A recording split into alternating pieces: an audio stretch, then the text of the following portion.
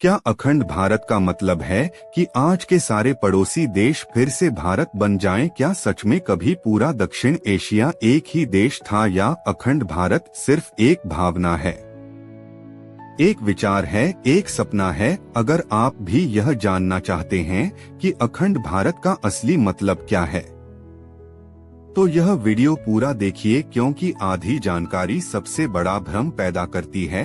अखंड मतलब जो टूटा न हो। भारत यानी हमारी सभ्यता की भूमि, तो सीधा सा मतलब हुआ ऐसा भारत जो टुकड़ों में बंटा न हो। लेकिन अब बड़ा सवाल, क्या इतिहास में ऐसा कभी हुआ था? प्राचीन समय में भारतवर्ष शब्द का उपयोग होता था। यह सिर्फ आज के भारत तक सीमित नहीं था। जब चंद्रगुप्त मौर्य ने मौर्य साम्राज्य की स्थापना की, तब उनका साम्राज्य बहुत बड़ा था और बाद में अशोक के समय में यह और फैल गया। उस समय की सीमाएं आज के भारत, पाकिस्तान, बांग्लादेश और अफगानिस्तान के कुछ हिस्सों तक जाती थीं। अब सोचिए, क्या इसका मतलब है कि पूरा क्षेत्र हमेशा एक ही देश था? नहीं, इतिहास बताता है कि बड़े साम्राज्य बने, लेकिन हमेशा पूरे क्षेत्र पर एक ही राजा का शासन नहीं रहा। नहीं, कभी गुप्त साम्राज्य मजबूत हुआ, कभी मुगल साम्राज्य का प्रभाव बढ़ा, कभी मराठा साम्राज्य ने विस्तार किया, लेकिन हर दौर में कुछ क्षेत्र स्वतंत्र भी रहे। इसका मतलब क्या हुआ? राजनीतिक रूप से यह भूमि हमेशा पूरी तरह एक नहीं थी।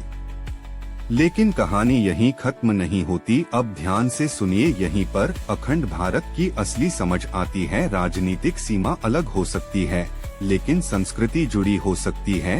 एक जैसी कहानियाँ, एक जैसे ग्रंथ, व्यापार के पुराने रास्ते, तीर्थ यात्रा के मार्ग, भाषाओं का आदान प्रदान। नेपाल, श्रीलंका और दक्षिण पूर्व एशिया तक भारतीय संस्कृति का प्रभाव गया। तो क्या अखंड भारत का मतलब सांस्कृतिक एकता है? बहुत से इतिहासकार ऐसा मानते हैं।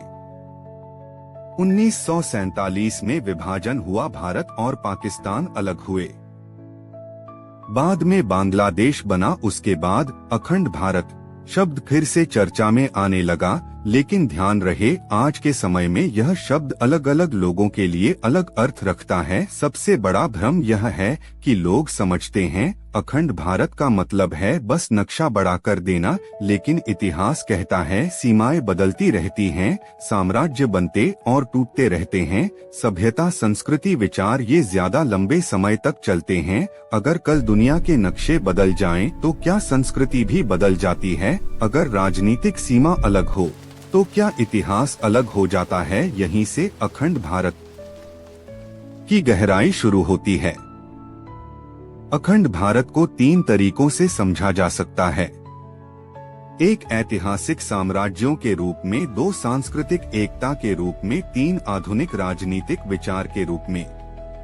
लेकिन इतिहास के आधार पर यह कहना सही होगा कि पूरा क्षेत्र हमेशा एक देश नहीं था, लेकिन कई बार बड़े साम्राज्यों ने बहुत बड़ा हिस्सा जोड़ा। अखंड भारत सिर्फ एक नक्शा नहीं है, यह एक विचार है, एक ऐसा विचार जो साझा इतिहास, संस्कृति और सभ्यता की बात करता है। अब यह आप पर है, आप इसे किस नजर से देखते हैं? आपकी राय क्या है? अखंड भारत इतिहास, संस्कृति या राजनीति?